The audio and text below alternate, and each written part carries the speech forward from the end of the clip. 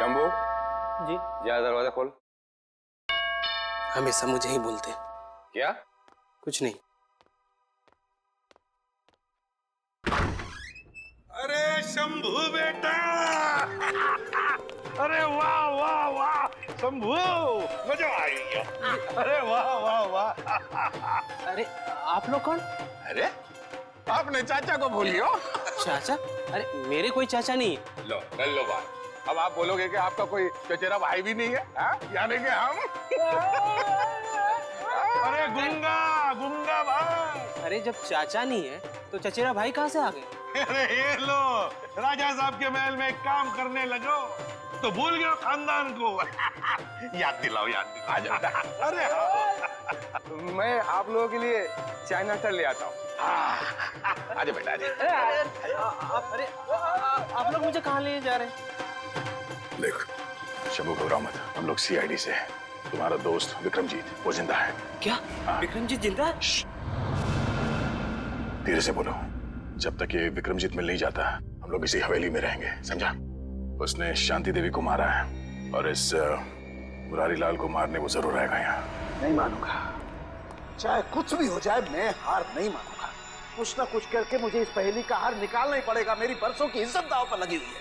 Sir please थोड़ा आराम कर लीजिए। आप पिछले 36 घंटों से सोए नहीं है। कैसे आराम कर लूं तारिका, कैसे सो जाऊं? मैं झपकी भी लगाता हूं तो ये सांप मुझे सपने में दिखाई देता है। चलिए सर शुरू से शुरू करते हैं। हाँ,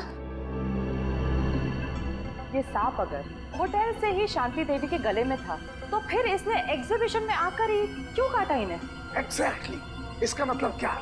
इसका मतलब कोई तो था तारिका, कोई तो था जो उस सांप को कंट्रोल कर रहा था कि वो सही वक्त देखकर शांति देवी पे हमला करे, जबकि उसके हिसाब से लोहा एकदम गर्म था। और एक बात सर, खूनी ने अगर इस सांप को शांति देवी के गले में तब डाला होता जब ये जाग रही थी तो ये तो बहुत हल्ला मचाती, जरूर अपने आप को बचाने की पूरी कोशिश करती। बिल्कुल बिल्कुल कोशिश करती। इसका मतलब जब शांति देवी पे हमला हुआ शांति देवी सो रही थी। शांति देवी सो रही थी और क्या? और शायद गॉड, क्या सर? ओह माय गॉड, और शायद ये सांप भी सो रहा था। सांप सो रहा था मतलब? मिल गया तारिका, मिल गया। मुझे इस समस्या का हल मिल गया। मुझे भी बताइए ना सर। बताता हूं। देखो तारिका, ये सांप एक रेप्टाइल है, जमीन पर रेंगने वाला जंतु। रेप्टाइल्स कोल्ड ब्लडेड एनिमल होते हैं, शीत रक्तधारी जंतु। ये मौसम के हिसाब से अपने शरीर का तापमान बदल नहीं सकते हैं और इसलिए जब बहुत ज्यादा ठंड होती है ये सांप हाइबरनेशन में चले जाते हैं, शीत निद्रा में चले जाते हैं। ओह गॉड, इसका मतलब सर खूनी ने जानबूझकर इस सांप को ठंडी जगह पे रखा बिल्कुल, ताकि वो हाइबरनेशन में चले जाए। यस। पर सर अगर ये सांप भी सो रहा था और शांति देवी भी सो रही थी तब भी अपना सवाल तो वही का वही है कि ये सांप शांति देवी के खाने की नली तक पहुंचा कैसे? खाने की नली तक पहुंचा कैसे? एक मिनट, ये सांप शांति देवी की खाने की नली तक पहुंचा कैसे तारिका? ये शायद हमें इस सांप की चमड़ी बताएगी। एक मिनट, एक मिनट।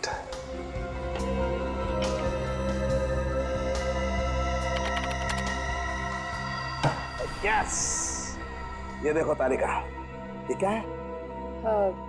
Poppy seed oil. और ये पॉपी सीड ऑयल ये सांप की चमड़ी पर लगा हुआ है। लेकिन सर सांप तो ऐसा कोई तेल अपने शरीर से निकालते नहीं है ना? Exactly right. तो इसका मतलब क्या?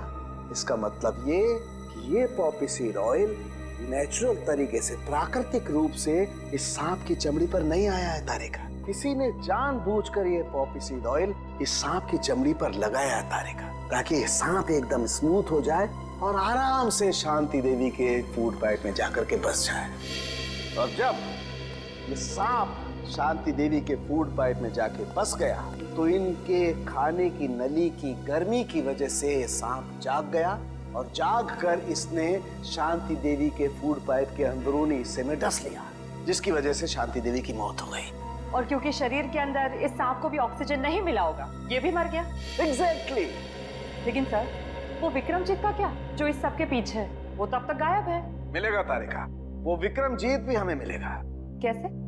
ये पॉपी सीड ऑयल जो हमें सांप की चमड़ी पर मिला है, तारिका ये पॉपी सीड ऑयल ही हमें उस विक्रमजीत तक लेके जाएगा। हे हे हा हा हा हा हो। अरे फ्रेडी साहब, आप यहाँ? मुझे छोड़िए सालून के साहब, आप बताइए आप इतने खुश क्यों हैं? अरे यार वो बात ये अरे तो जाने देना यार, तुझे क्या मतलब है, जाने दे। अरे ऐसे कैसे जाने दूं? आपके खिले हुए चेहरे का राज तो मैं जान कर ही रहूंगा। आप बताते हैं या मैं एसीपी साहब को फोन एसीपी साहब को बीच में क्यों ला रहा भाई? अच्छा फ्रेडी, मैं अपने राज की बात तुझे बता सकता हूँ, लेकिन एक शर्त है, तू ये बात एसीपी प्रद्युमन को नहीं बताएगा। ठीक है ठीक है, पक्का ना? पक्का। बात ये है फ्रेडी कि आज जब मैं अपने घर में अपनी पुरानी कवर चेक कर रहा था ना, मालूम है मुझे उसमें क्या मिला? मोजे? अबे मोजे से ऊपर उठेगा कि नहीं? मोजे देख में मिले ये कॉलेज के टाइम के लेटर्स, लव लेटर्स। तो ये है आपकी खुशियों का राज? यस, ये लव लेटर्स। कौन है वो? पता नहीं। पता नहीं? अरे यार मतलब पता नहीं कौन थी वो, मैंने पता लगाने की कोशिश की पर पता ही नहीं चला यार। वैसे सालू के साहब, कोई लड़की आपको लव लेटर्स लिखे, ये बात कुछ हजम नहीं हो रही है। हजम नहीं हो रही है? ये देखने के बाद भी हजम नहीं हो रही है, हैं? अभी तो मुझे समझता क्या है रेडी, कॉलेज के टाइम में मैं अपने आप में एक हीरो था, हीरो। अरे अपनी एक स्टाइल थी, वाह स्टाइल।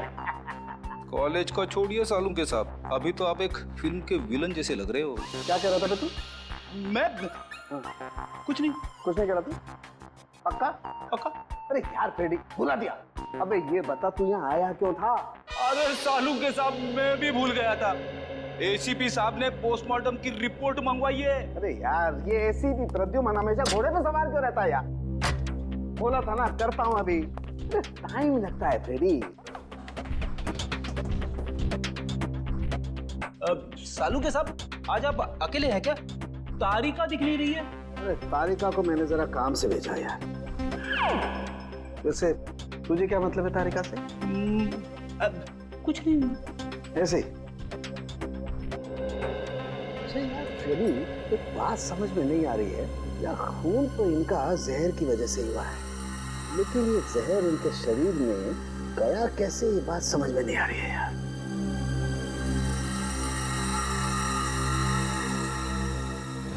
माय गॉड, ये क्या है?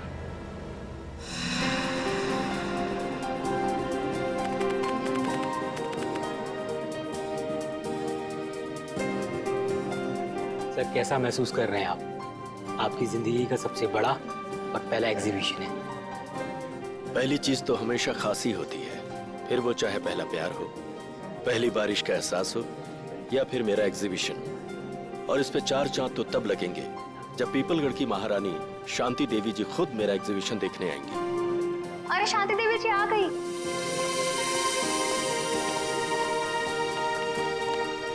शांति देवी जी, नमस्ते। मैं आपका बहुत आभारी हूँ जो आपने इस छोटे कलाकार के लिए अपना कीमती वक्त निकाला। कलाकार कभी छोटा नहीं होता मुकेश जी, और वैसे भी हमें कलाओं से हमेशा से ही लगाव है। आपकी एग्जीबिशन देखते हैं? जी जरूर, आइए। शांति देवी हाय हाय, शांति देवी हाय हाय, शांति देवी हाय हाय। हमारे खिलाफ नारे लगा रहे कि किसकी हिम्मत? वीरेंद्र जाओ उन्हें मार दो। महारानी जी, कैसी बातें कर रही हैं आप? हमारे देश में लोकतंत्र है, डेमोक्रेसी। ऐसे कोई कैसे किसी पर गोलियां चलवा सकता है? हम जानते हैं, इसीलिए अब हम यहाँ एक पल भी नहीं रुकेंगे। शांति देवी जी सुनिए तो। आपने क्या हमें यहाँ अपमानित करने के लिए बुलाया था मुकेश जी? आप फिक्र मत कीजिए, मैं उनको जाकर रोकता हूँ। इसका प्रबंध तो पहले कर लेना चाहिए था आपको। अब हम यहाँ बिल्कुल नहीं रुकेंगे। महारानी जी, आप इस तरह से नहीं जा सकती। याद है ना आपको, हमने मीडिया से वादा किया, आज आपकी प्रेस कॉन्फ्रेंस है। प्रेस कॉन्फ्रेंस कैंसिल कर दो। महारानी जी, आप ऐसा नहीं कर सकते। अखबार और मीडिया वाले पहले ही आपसे खफा हैं। अगर ये प्रेस कॉन्फ्रेंस कैंसिल कर दी तो उन्हें एक और मौका मिल जाएगा आपके खिलाफ बोलने का। ठीक है, प्रेस कॉन्फ्रेंस शुरू की जाए। हमें पानी, ये नहीं, हमारे लिए अपनी बोतल मंगवाइए। देखिए, अब आप लोग एक एक करके अपने सवाल पूछ सकते हैं, पर ध्यान रहे महारानी जी यहाँ सिर्फ 15 मिनट के लिए, उसके बाद इन्हें एक जरूरी मीटिंग में जाना, तो फिर देरी किस बात की? हाँ तो शांति देवी जी, मैं आपसे ये पूछना चाहती हूँ कि जब आपके पति यानी कि पीपलगढ़ के महाराजा चंद्रशेखर जी आपके लिए अरबों खरबों की संपत्ति वैसे भी छोड़ चुके हैं, तो फिर आपने मुंबई वाली जमीन का सौदा क्यों किया? जमीन हमारी थी, हमें लगा कि बेचनी चाहिए, तो हमने बेच दी। पर उन लोगों का क्या जो जमीन से बने चौल में रह रहे, उनका तो पूरा का पूरा परिवार सड़क पे आ जाएगा ना। तो इसमें हम क्या कर सकते हैं? हमने तो उन्हें नहीं कहा था कि हमारी जमीन पे आके रहें। महारानी शांति देवी जी, क्या ये बात सच है कि मोहल्ले में रहने वाले लोग आपके फैसले से नाराज होकर आपको धमकी भर चिट्ठियां लिख रहे हैं? हाँ, उन्होंने हमें जान से मारने की धमकी दी है, लेकिन हम ऐसी धमकियों से नहीं डरने वाले। अगर आज हमारा राज होता तो ऐसी गुस्ताखी करने वाले लोगों को कब का हाथी के पैरों तले कुचल दिया होता।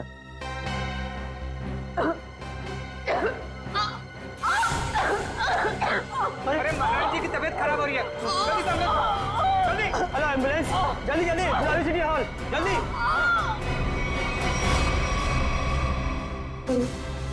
अरे महारानी जी तो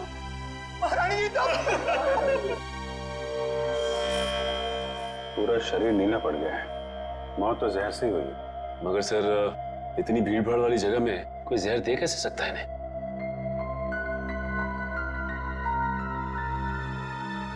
मिस्टर अनिकेत, आप रानी साहिबा के पीए हैं ना? जी सर। रानी साहिबा ने यहाँ आने से पहले कुछ खाया पिया था क्या? जी सर, महारानी जी ने सुबह हमेशा की तरह बाल्मी होटल में जूस पिया और हल्का सा नाश्ता किया, उसके बाद यहाँ आकर ये पानी पिया जो इन्होंने दिया था। नहीं साहब, मैंने कुछ नहीं किया, इसमें मिनरल वाटर था, मैं भला क्या कर सकता हूँ साहब? वो तो पता चल जाएगा।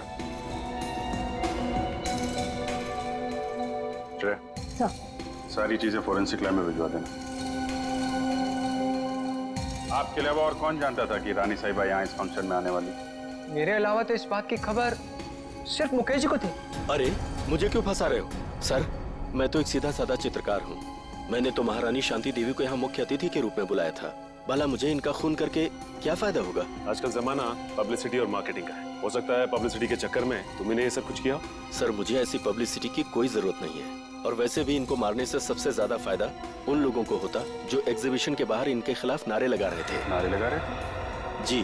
कौन लोग थे? दरअसल महारानी जी ने अपनी एक मुंबई वाली जमीन का हाल ही में सौदा किया था, जिसकी वजह से उस मोहल्ले में रहने वाले कई लोग अपने घरों से बेघर हो गए थे। तो आपको लगता है कि ये काम उनमें से किसी ने किया है? हाँ सर, वो लोग महारानी जी को धमकी भरी चिट्ठियां लिख रहे थे कि अगर उन्होंने जमीन का सौदा किया तो वो उन्हें मार देंगे। ऐसे इन मोहल्ले के लीडरों को जरा ब्यूरो में बुलवाओ। आइए। अच्छा, ये उन लोगों के लीडर्स जिनकी जमीन शांति देवी ने बिल्डर्स को बेची थी। तो वो तुम लोग हो जो शांति देवी के खिलाफ जगह जगह नारा दे रहे थे? हाँ, लेकिन हमने कोई गलत काम तो नहीं किया ना साहब। भले ही वो होगी किसी पीपलगढ़ की महारानी, मगर सैकड़ों गरीबों को बेघर करने का उन्हें कोई हक नहीं है। तो तुम लोगों ने धमकी भरी चिट्ठी लिखोगे? उनकी जान ले लोगे? नहीं, हमने कोई धमकी भरी चिट्ठी नहीं लिखी, ना ही हमने किसी की जान लेने की कोशिश की। ये हमारे आंदोलन को बंद कराने की साजिश है। चुप! शांति देवी को चिट्ठी तुम में से किसी ने लिखी है, समझे? पता है हमें। रेडी? तो कागज और पेन दे दो।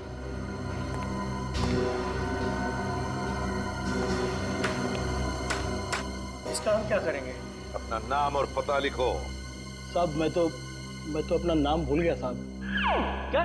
खुद का नाम भूल गए? ठीक है, मेरा नाम लिखो। फ्रेडी, 305 सुख शांति बिल्डिंग, मलाड वेस्ट। अरे मुंह क्या देख रहे हो? लिखो, मलाड वेस्ट। मैं क्या हो गया? तुम भी अपना नाम भूल गए क्या? नहीं, याद है। तो लिखो।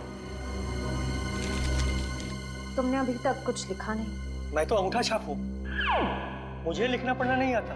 अच्छा, अंगूठा छाप हो? जी, सुन रहा मैंने तुम्हारा? जी साहब। पेशे से तुम एक जर्नलिस्ट हो, बीए किया है तुमने, और कई सालों से अपने मोहल्ले में 5वीं कक्षा से लेके 10वीं तक के बच्चों को क्लासेस देते हो। हाँ? ये सब बिना पढ़े लिखे किया तुमने? हाँ? क्यों? जी साहब, मैंने इस कुलदीप के कहने पे किया। फंसा दिया ना मुझे। अरे अरे अरे अरे, एक मिनट, मैं बताता हूँ ये दरवाजा कैसे खुलता है। बट आ जा इधर, बता क्यों किया तूने ये सब? हाँ बोल। हाँ, शांति देवी को धमकी भरी चिट्ठियां मैंने ही लिखवाई थी। पर मैं क्या करता, जब मैंने उन्हें अपने साथियों की तकलीफ बताई तो उल्टा उन्होंने हमारा ही अपमान कर दिया। कहने लगी कि चाल में रहने वालों से तो कीड़े मकोड़े अच्छे। ये सुनकर मेरा खून खौलने लगा, उबलने लगा मेरा खून। और खून इतना उबला कि तुमने खून ही कर दिया शांति देवी का, है?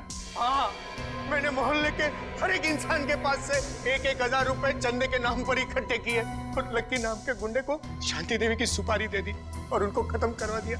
मैंने सोचा शांति देवी खत्म हो जाएगी तो ये सारी समस्या ही खत्म हो जाएगी। किसी को मारकर समस्या का हल नहीं होता, समझे? ले जाओ इसे, इस लकी को ढूंढो, उठाओ इस लकी को। रेडी? ये देख। अरे बाप रे, ऐसी खतरनाक चीज मैंने फिल्मों में भी नहीं देखी। मुझे यकीन ही नहीं हो रहा, ये सच है या सपना? मैंने जिंदगी में इतनी पोस्टमार्टम किए, इतनी लाशें काटी, लेकिन ऐसा तो मैंने पहले कभी नहीं देखा। This is impossible। ये यहाँ कैसे? यार, शांति देवी ने आर्ट एग्जीबिशन में इन चीजों को हाथ लगाया, इन चीजों को हाथ लगाया था। एक मिनट, रेडी? जरा ओके देना। ये वाला। हाँ ये।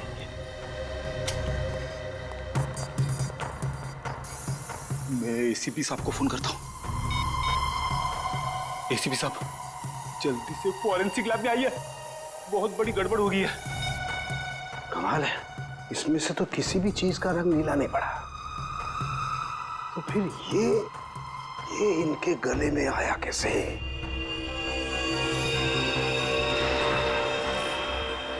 माय गॉड, इनके गले के अंदर सांप। बॉस, अपने सीआईडी के कैरियर में बहुत कुछ देखा, बहुत कुछ सुना, बस यही बाकी रह गया था। लोग तो सांप के जहर से मरते हैं, लेकिन इनके तो गले में मरा हुआ सांप। वही तो एन गजब की पहली। ना जानकी देवी के खाने में सांप का जहर था, ना इनके शरीर पर कहीं पर भी सांप के डसने के निशान नहीं, और फिर भी एक सांप मिलता है इनके शरीर के अंदर, मरा हुआ सांप। सर, कहीं इन्होंने लंच में सांप तो नहीं खा लिया? नहीं फ्रेडी, नहीं। जरूर किसी ने किसी न किसी तरीके से, धोखे से इनके शरीर के अंदर एक सांप डाल दिया, सांप का जहर डाल दिया है, धोखे से। सर, उन किराएदारों ने बताया था कि उन्होंने शांति देवी को मारने की सुपारी लक्की को दी थी। लक्की? तो फिर अब लक्की ही बताएगा कि शांति देवी के शरीर में उसने सांप डाला कैसे। क्या बात है बॉस?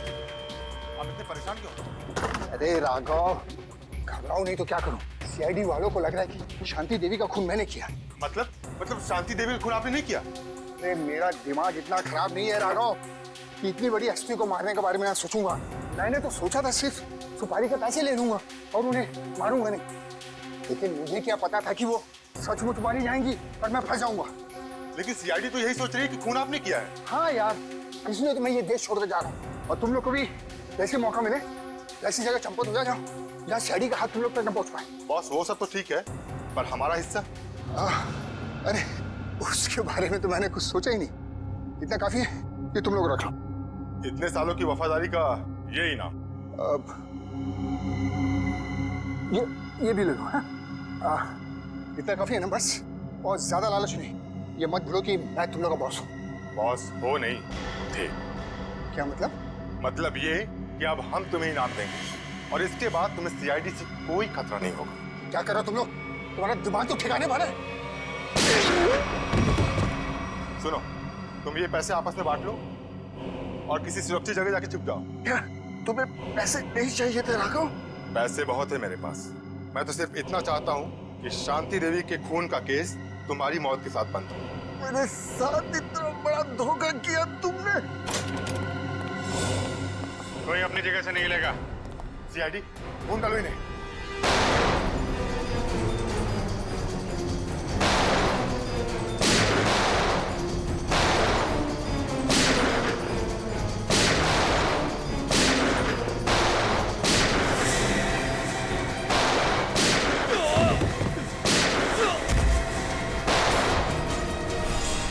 निखिल पकड़ो इसको।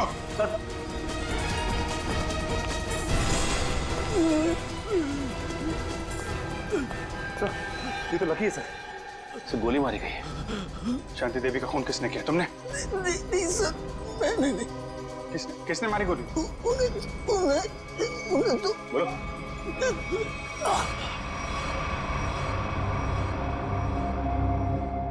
ये तो मर गया। सर लगता है शांति देवी जी के खूनी ने इसका भी खून कर दिया ताकि हमें कुछ बता ना सके। भाग गया वो। सर काफी कोशिश की लेकिन हाथ से निकल गया सर।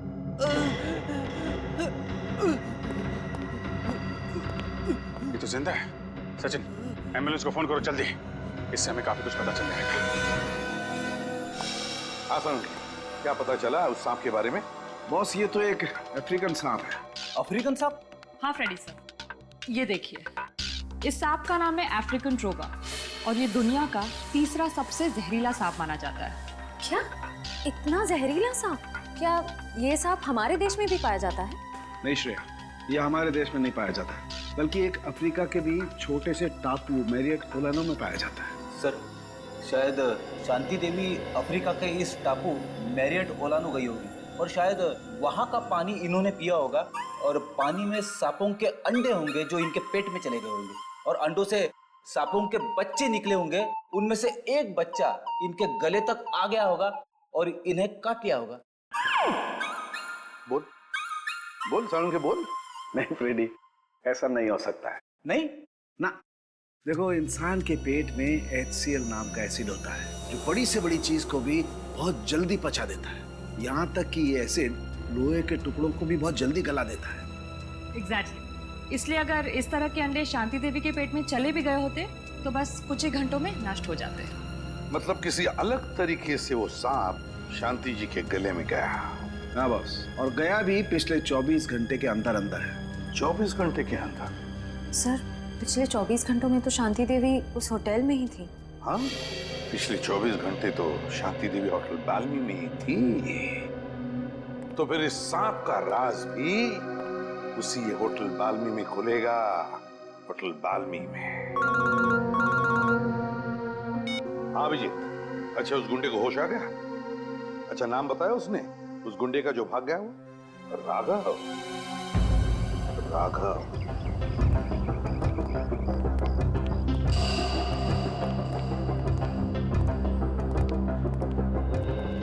जी कहिए सर। सीआईडी कुछ गड़बड़ हुई है क्या सर?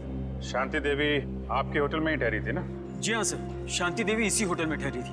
बहुत बुरा हुआ उनके साथ। जी हाँ, बहुत बुरा हुआ और हमें शक है कि शांति देवी के खून में आपके होटल में से किसी एक का हाथ है। निखिल, सारे स्टाफ को इकट्ठा करो। सर देखिए सर, गलतफहमी हुई आप।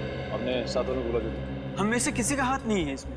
पता नहीं आप लोग ऐसे क्यों कह रहे हैं। पिछले 24 घंटे से वो आपके होटल में थी। यहाँ से सीधे आर्ट एग्जीबिशन में गई और वहाँ पे उनकी मौत हो गई, है कि नहीं? जी हाँ सर, वो यहीं पे थी। इसका मतलब तो साफ है कि उनके पेट में जो सांप मिला हमें वो आपके होटल से ही आया है। अरे नहीं सर, हमारे यहाँ तो चूहा और कॉकरोच तक नहीं है, तो ये सांप कहाँ से आएगा? सांप कहाँ से आया और कैसे आया ये तो हम पता लगा ही लेंगे। आप लोग किसी को किसी पे शक है? कौन कर सकता है शांति देवी का खून? साहब मुझे तो लगता है केतन जी का हाथ है इस खून में। रमन ये क्या कह रहे हो तुम?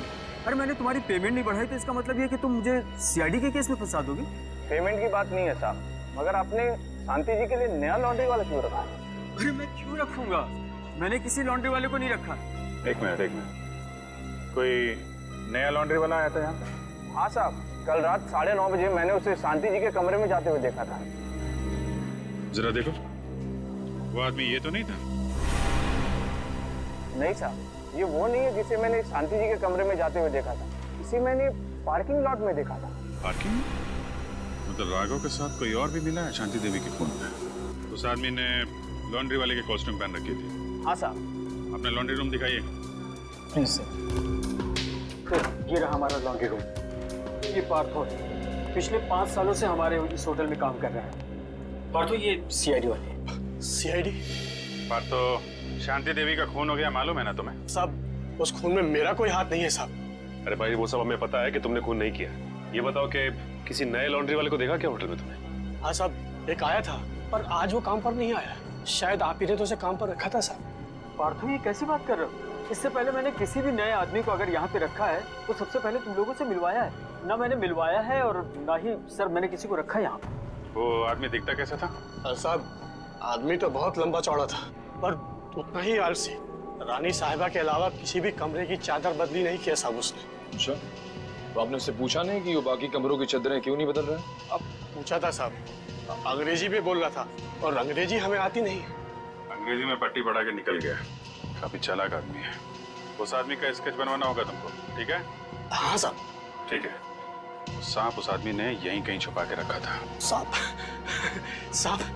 मुझे सांप से बहुत डर लगता है साहब। ठीक है ठीक है, आप लोग जरा बाहर जाइए, हमें यहाँ की तलाशी लेनी है। हाँ साहब।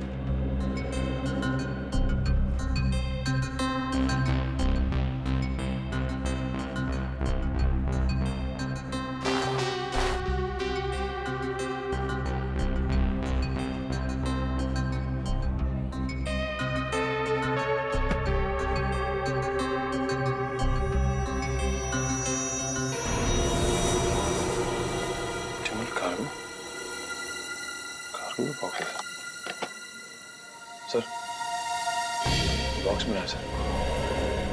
ऑप्टिमल कार्गो क्या लाया गया इसमें? और तो ये इस डिब्बे के बारे में जानते हो? नहीं साहब। आप जानते हैं इस डिब्बे को?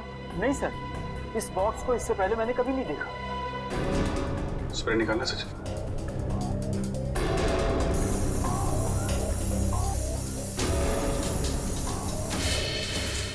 नीला हो गया, मतलब वो सांप इसी डब्बे में लाया गया है। Optimal cargo. कहिए सर, कुरियर करना है आपको? हाँ, सिर्फ इंडिया में कुरियर भेजते हो या बाहर देश भी कुरियर भेजते हो? अरे सर, हर जगह, लंदन, पेरिस, चीन, जापान, यूके, यूएसए, जहाँ भी, दुनिया के हर कोने में आपका पार्सल पहुंच जाएगा। अरे वाह! और क्या क्या भेजती है आप कुरियर में? सब कुछ सर, जैसे किताबें, कपड़े, तस्वीर और ऑफिशियल कागजात वगैरह। और सांप? क्या? हाँ, सांप भेजते हैं आप कुरियर में? ये क्या कह रहे हैं आप? सांप भला कोई कुरियर में भेजता है क्या? अब ये तो आप ही बताओगे। हाँ? आपके कुरियर कंपनी के इस बॉक्स में सांप भेजे गए थे। ये कैसी बात कर रहे हैं आप? अच्छा, इस बॉक्स पे जो ये लेबल लिखा है उसे पता कर सकते हैं कि ये पार्सल किसने भेजा था? ए मिस्टर, तुम होते कौन हो मुझे ऑर्डर देने वाले? हैं? सीआईडी सर, मैं आपको यकीन दिलाता हूँ कि डिब्बा तो हमारा है, लेकिन वो सांप को कुरियर हमने नहीं किया है। सर, मुझे तो कुछ गड़बड़ लग रही है। क्यों? आपको बदबू नहीं आ रही है क्या? अरे कहाँ बदबू आ रही सर? कोई बदबू नहीं आ रही है। बदबू आ तो रही है। ये क्या अंदर? अरे सर, अंदर अंदर कुछ भी नहीं है। सर अंदर कहाँ जा रहे हैं? अंदर सर जाने का कोई... चुपचाप कोने में खड़े हो जाओ, चलो। सर वो जो बॉक्सेस होते हैं ना, वो कुरियर के वो है और कुछ भी नहीं है। थोड़ी देर के लिए मुंह बंद रखोगे? बदबू यहाँ से आ रही है। खड़ी। अरे ये सर क्या हुआ? मेरा काम वाला जो 3 दिन से आ नहीं रहा है, तो कचरे जमा हो गए, उसी कचरे का बदबू है सर, और कुछ भी नहीं है। ठीक है, हम तुम्हारा कचरा साफ कर देते हैं। रेडी? जरा ये हटाओ। सर ये कुछ भी नहीं सर। सर सुनिए सर सुनिए। रेडी? हाँ, कुरियर कंपनी के आड़ में जानवरों की तस्करी करते हो तुम लोग? हाँ? अबे कहाँ भागोगे? हाँ? चल आज मैं तेरा कुरियर भेज देता हूँ सीधे जेल में। सर मुझे माफ कर दीजिए, मुझे बहुत बड़ी गलती हो गई। मैं आइंदा से जानवरों की तस्करी का ख्याल भी अपने दिमाग में नहीं लाऊंगा सर। चुप! इतने सारे विदेशी जानवर मिले तुम्हारे गोदाम में, हाँ? कब से तस्करी कर रहे हो ये?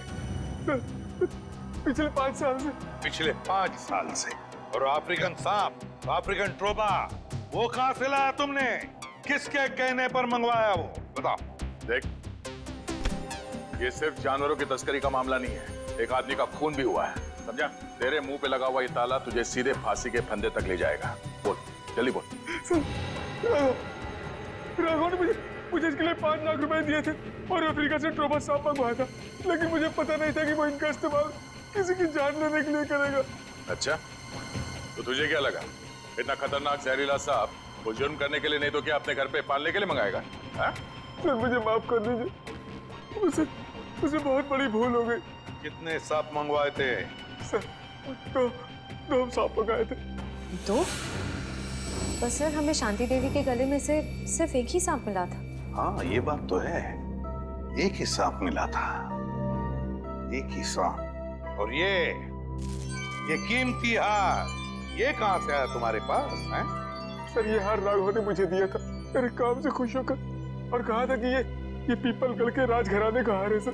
पीपलगढ़ के राजघराने का हार? राघव के पास ये हार कहाँ से आया? वही तो दया, कुछ न कुछ तो गड़बड़ जरूर है, कुछ न कुछ तो गड़बड़ जरूर है, जरूर कोई न कोई तो है उस राजघराने से संबंधित जिसने शांति देवी का खून किया है। हाँ सर, और एक बहुत बड़ी पहेली है जो मेरी समझ में नहीं आ रही सर। इस शांति देवी को मारने के लिए कोई अफ्रीका से सांप क्यों मंगवाएगा? इंडिया से कोई जहरीला सांप उठा लेता या फिर ऐसे ही मार देता? सर, उस पहेली का जवाब इस पेपर में। पेपर में? हाँ सर, इस पेपर में लिखा है कि 20 साल पहले पीपलगढ़ के राजा की मौत अफ्रीका में हुई थी, इस ट्रोबा सांप के डसने की वजह से। हाँ सर, अखबार में लिखा है कि सांप राजा के खाने के थाली में छुपा के रखा गया था, और जैसे ही राजा खाना खाने लगे सांप ने उन्हें डस लिया। हाँ सर, पीपलगढ़ के गांव वालों का कहना है कि राजा की मौत में उनकी पत्नी रानी शांति देवी का हाथ था।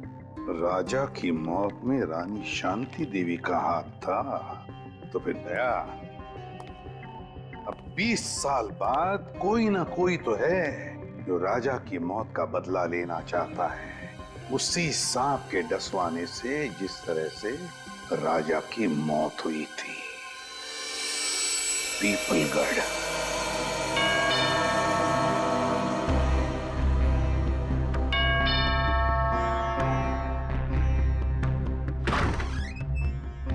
आप लोग?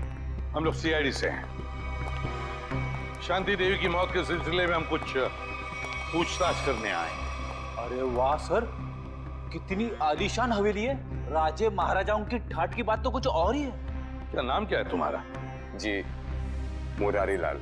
मुरारी लाल, एक बात बताओ, हमने सुना है कि राजा साहब की मौत में रानी साहिबा का कुछ हाथ था, क्या इस बात में कोई सच्चाई है?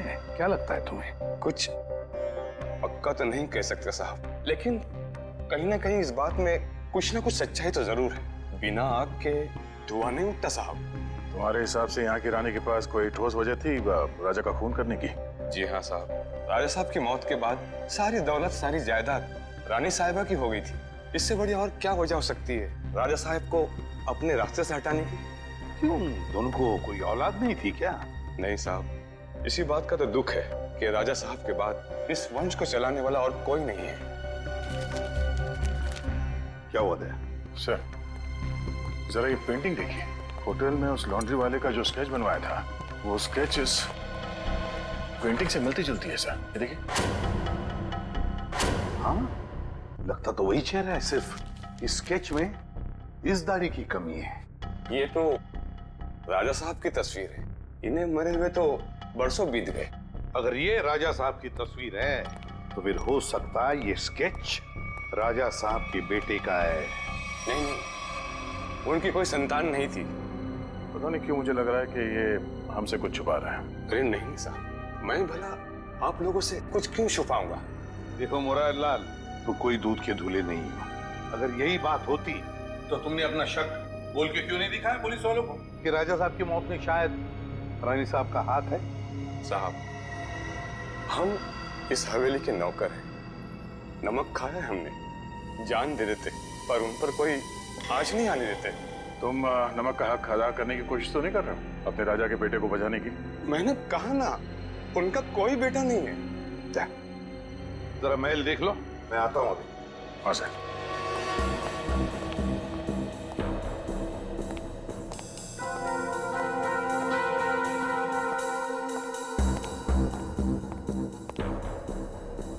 नमस्ते साहब, मेरा नाम शंभू है साहब। आप यहाँ रानी शांति देवी की खूनी की तलाश में आए हैं?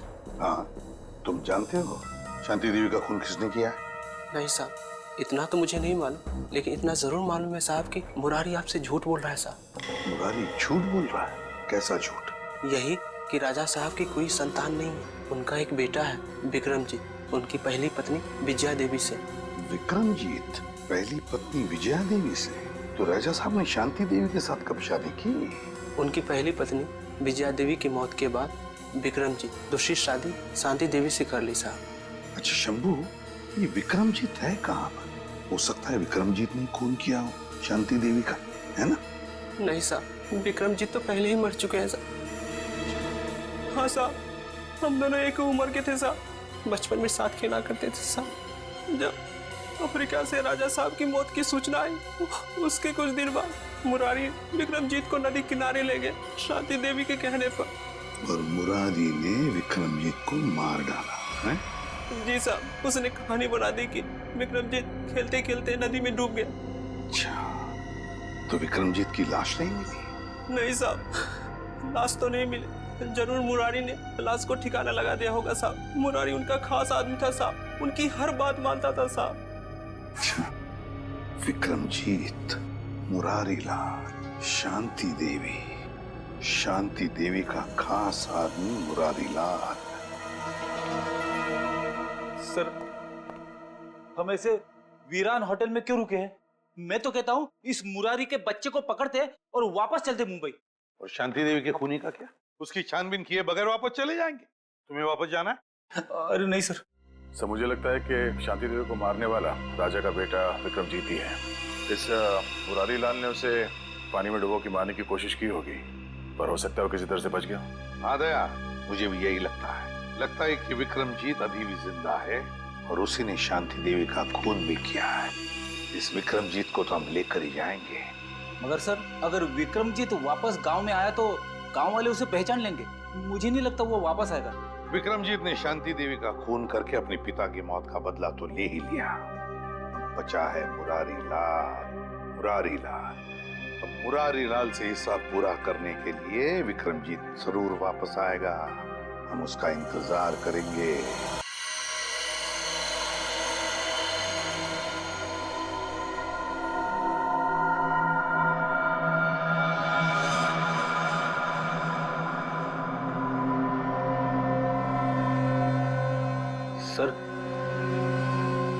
सर, हाँ, क्या हम लाइट चालू रखकर विक्रमजीत पर नजर नहीं रख सकते?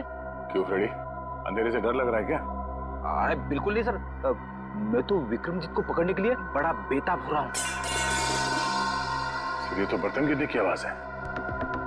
लगता है वो आ गया था। सर, आवाज किचन की तरफ से आ रही है।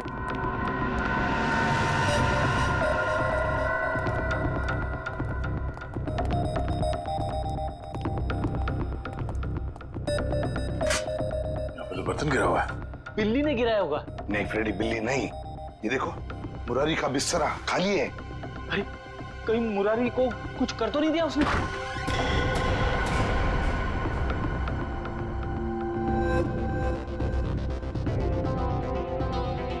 सर, ये तो अकेला है। मुरारी कहाँ है? रुक जाओ, तो गोली चला दूंगा।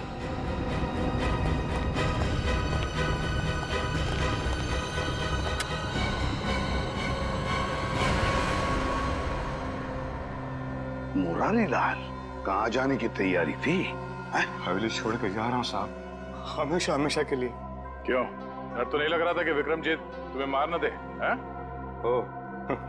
तो विक्रमजीत के बारे में आप लोगों को पता चल ही गया। हाँ, सीआईडी वालों से सच कभी छुपता नहीं, समझे? सीआईडी वाले? मतलब आप शंभू के रिश्तेदार वाले नहीं हो, सीआईडी वाले हो? हाँ, सीआईडी वाले। क्यों, कहाँ है विक्रमजीत कहाँ है? आप लोगों को सच तो मालूम पड़ गया, लेकिन आधा अधूरा। मैंने राजकुमार विक्रमजीत को नहीं मारा, बल्कि उसकी जिंदगी बचाई। मैंने पाल पोस के उसको बड़ा किया, उसे रानी शांति देवी की नजरों से बहुत दूर रखा, ताकि रानी शांति देवी को यह पता ना चले कि राजकुमार जिंदा है। अगर उसे ये पता चल जाता तो उसे मारने में कोई कसर नहीं छोड़ती। इस वक्त विक्रमजीत कहाँ है? नहीं, मैं जान दे दूंगा, लेकिन आप लोगों को भी नहीं बताऊंगा। सच बता, देखते हैं। आसाड़ के बता जल्दी। यार, ये तो हमें भी पता है कि विक्रमजीत ने खून किया है, कुछ नई बात बता। Poppy seed oil. Oh, poppy seed oil. Good work Shalunke, कभी कभी अच्छा काम करता है तो थैंक यू। अब हम पहुंच जाएंगे विक्रमजीत के पास।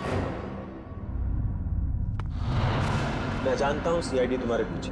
पर बॉस, आपको कैसे पता चला? ये लो, इसमें 5 लाख रुपए हैं और तुम्हारा नकली पासपोर्ट। आज शाम को 6 बजे की फ्लाइट है, लंदन निकल जाओ। शुक्रिया बॉस। अरे पैसे तो गिन लो। क्या बॉस, आप भी?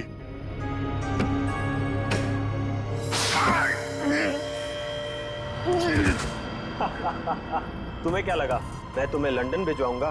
अब तुम सीधा नर्क की फ्लाइट पकड़ोगे। बड़ा धोखा। इसे कहते हैं बुरे काम का बुरा नतीजा। घबराओ मत, सांप के जहर की दवाइयां हम अपने साथ लेकर आए हैं। श्रेया, मुंह खोलो। सीआईडी? हाँ, सीआईडी। क्यों, हमको देख के बहुत धक्का लगा पेंटर बाबू? तुम लोगों को कैसे पता चला कि इस सब के पीछे मेरा हाथ है?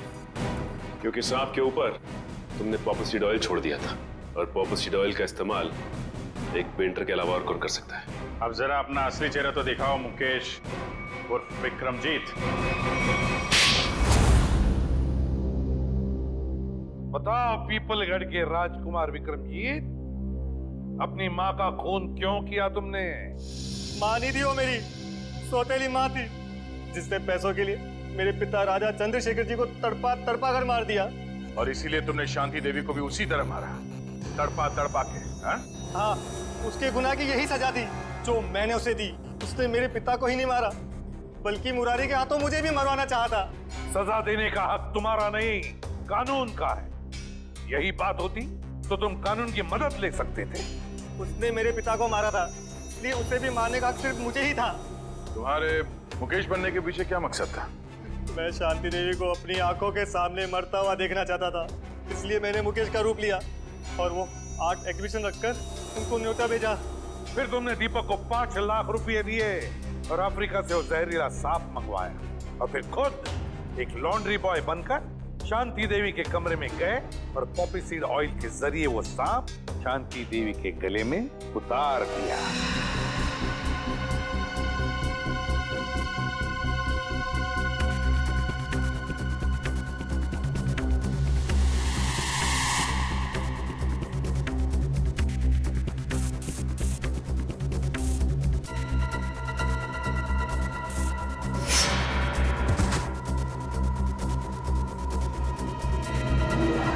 बचपन से मालूम था कि शांति देवी ने तुम्हारे पिता को मारा है, हा? तो फिर तुमने इतने सालों तक इंतजार क्यों किया और यही समय क्यों चुना शांति देवी का खून करने के लिए? क्योंकि मुझे सही समय का इंतजार था। सही समय का इंतजार, और तुम्हारा सही समय आ गया जब शांति देवी ने अपनी मुंबई की प्रॉपर्टी 300 करोड़ में बेच दी। विक्रमजीत, तुम्हें बदला नहीं चाहिए था, तुम्हें चाहिए था 300 करोड़ और वो सारी जायदाद, है ना? 300 करोड़ बहुत बड़ी रकम होती है, पर आपको ये कैसे पता चला? इस फाइल के जरिए। ये फाइल जो हमें तुम्हारे घर से मिली, इसमें है वो डीएनए रिपोर्ट, तुम्हारा डीएनए रिपोर्ट। विक्रमजीत, तुम जानते थे कि अगर इस जायदाद को कोई वारिस नहीं तो सारी जायदाद, सारा पैसा ट्रस्ट में जाएगा, और इसलिए तुमने प्लान बनाया और अपना डीएनए रिपोर्ट तैयार किया, ये साबित करने के लिए कि तुम ही इस जायदाद के असली वारिस हो। पर अफसोस, वो 300 करोड़ की लालच, वो जायदाद की लालच तुम्हें राजगद्दी पर नहीं, फांसी के फंदे पर ले जाएगी। फांसी के फंदे पर।